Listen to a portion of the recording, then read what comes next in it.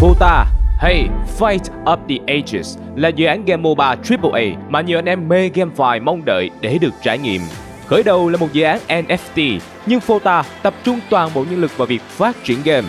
Bởi mục tiêu cuối cùng của Fota là trở thành một tựa game MOBA hấp dẫn thu hút người chơi trong nhiều năm tới. Để làm được điều đó, Fota đã kết hợp hoàn hảo với công nghệ Mixed Reality hay thực tế hòa quyện của Microsoft. Công nghệ tiên tiến này giúp game thủ có thể tương tác với đồng đội trong thời gian thực, giúp quá trình gameplay to earn trở nên thú vị hơn.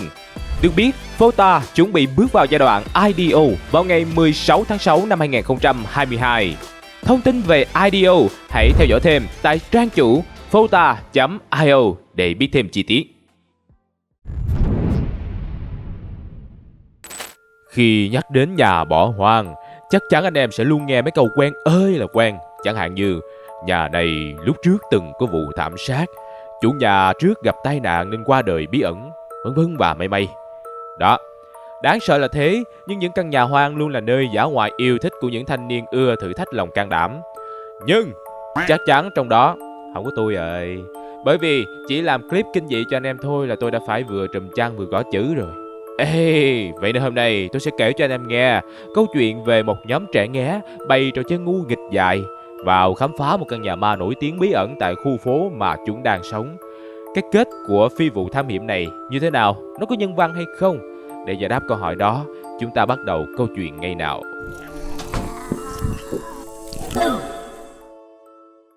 Ngôi nhà ma và ông già nham hiểm.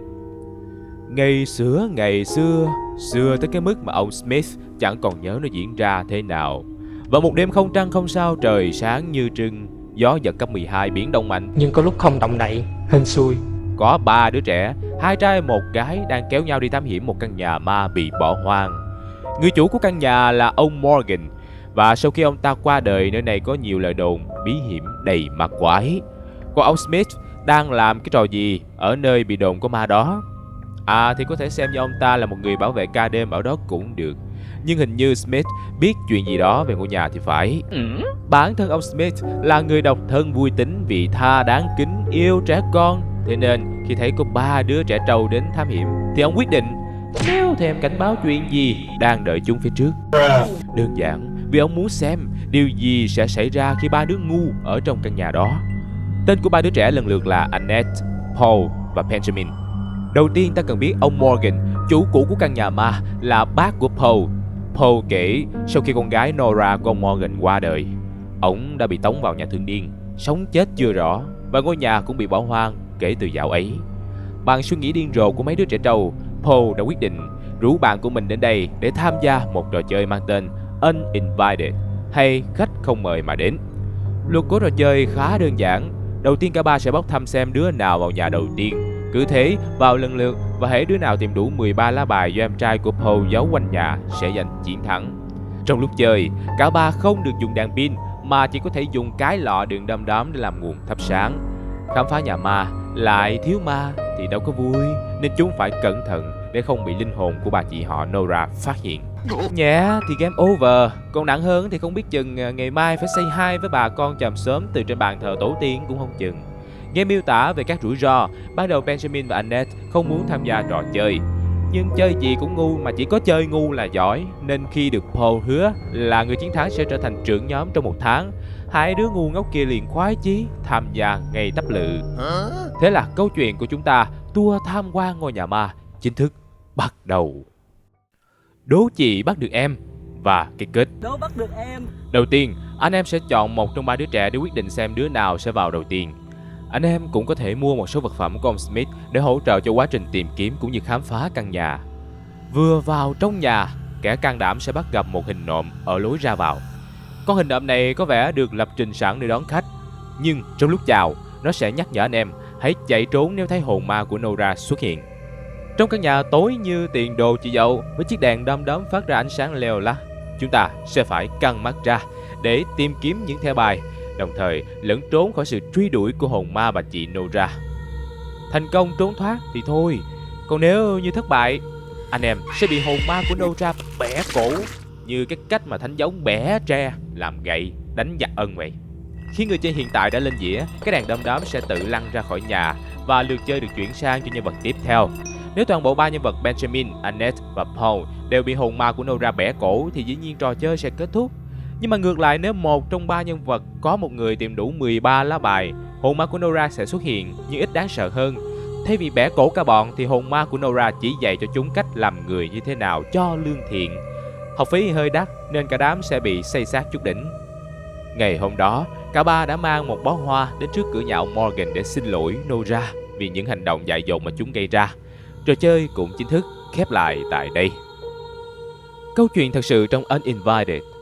Câu chuyện trong Uninvited đã sử dụng góc nhìn của 3 đứa trẻ Benjamin, Annette và Paul để kể một câu chuyện về cô bé Nora thông qua quá trình khám phá ngôi nhà của ông Morgan.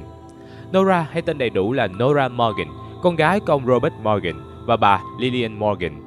Quan sát tấm thẻ nhân viên của ông Robert, ta sẽ biết được ông từng làm việc cho NASA, còn bà Lillian là một giáo sư, tiến sĩ chuyên ngành thực vật học.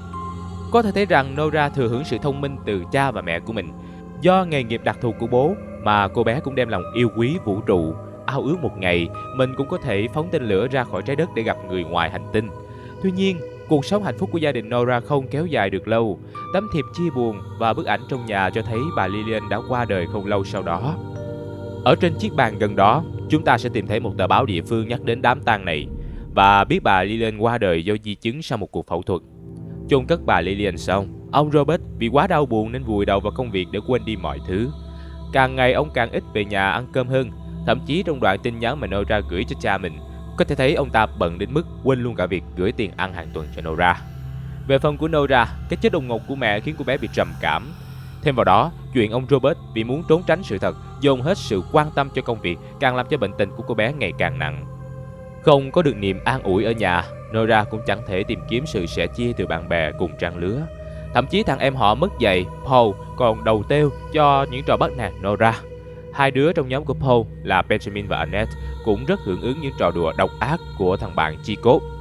Bằng chứng cho điều này là nội dung những tin nhắn miệt thị mà bạn bè liên tục gửi cho cô bé. Nếu không gửi tin nhắn thì cũng toàn là những bức tranh châm biếm ước mơ của Nora, chẳng hạn như mày nên ra ngoài vũ trụ tìm đứa nào cùng loài với mày ấy, hay là mấy đứa lập dị như mày không nên xuất hiện trong trường. Good commander. Những lời lẽ như thế này đã làm cho Nora ngày càng lún sâu vào căn bệnh trầm cảm. Cô bé đã cố thử mọi cách để chiến đấu với căn bệnh, nhưng nó không hề thuyên giảm. Ngược lại, ngày càng trở nên trầm trọng. Ông Robert có biết về tình trạng sức khỏe của con mình hay không? Chắc ông ta chưa từng biết tới chuyện đó khi Nora còn sống. Đầu tiên, ta có thể tìm thấy một lá thư mời ông Robert lên trường để trao đổi về tình trạng tâm lý của Nora.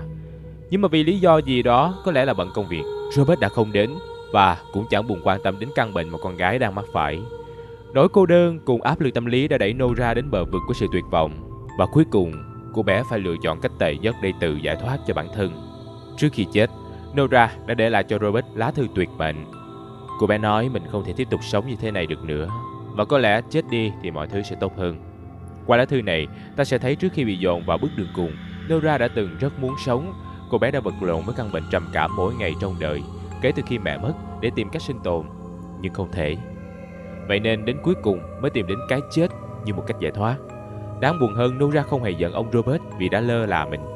Cô bé hiểu ông đang đau đớn vì mất vợ, và bản thân cô cũng yêu cha của mình rất nhiều. Sau cái chết của Nora, ông Robert phát điên và bị đưa vào viện tâm thần để điều trị. Căn nhà của gia đình Morgan bị bỏ hoang từ đấy. Về nhóm của Paul, ba đứa trẻ ngu ngốc vẫn không nhận thức được cái chết của Nora có một phần trách nhiệm thuộc về chúng.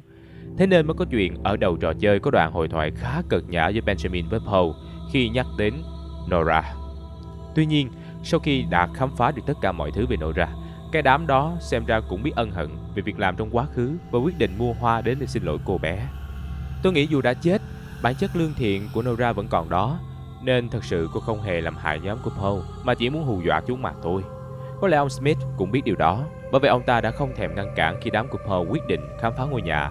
Phải chăng ông già nham hiểm này đã biết hết mọi chuyện, vậy nên ông mới cố ý để đám của Paul vào nhà tự trải nghiệm và nhận ra lỗi lầm của chính mình.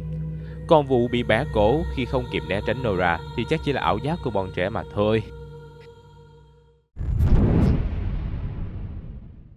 Nhìn chung thì thời lượng chơi của Uninvited không dài và game cũng tương đối khá dễ phá đảo. Kết hợp với việc chỉ có một kết thúc nên cốt truyện cũng được xây dựng sao cho đơn giản để người chơi dễ hiểu nhất. Cốt truyện rất nhân văn, mà ai lỡ thích kiểu plot twist khiến não xoắn quẩy hay đá tát bủ bủ thì sẽ không ưa Invited cho lắm vì nó quá dễ đoán. Các pha jumpscare trong game cũng thuộc dạng lặp đi lặp lại, nên 1-2 lần đầu thì còn sợ, chứ chơi đến khúc sau là nhợn rồi. Theo đánh giá của riêng màu tôi thì Uninvited là một tựa game hơi ngắn và tôi rất hoang mang bởi chưa hiểu vì sao lại có thể viết được dài như vậy về cái game này. Nhưng mà thôi, đã tốn sức làm thì các ông cứ xem lấy thảo. Chưa kể nếu đang tìm một tựa game kinh dị không quá đáng sợ để chill chill buổi tối, tôi chấm game này 7 con ma trên 10. Nếu anh em đã từng trải nghiệm qua hay có bất kỳ suy nghĩ riêng nào về cốt truyện này, đừng quên để lại bình luận cho Mọc tôi biết nha. Xin chào và hẹn gặp lại anh em ở những video sau. Bye bye!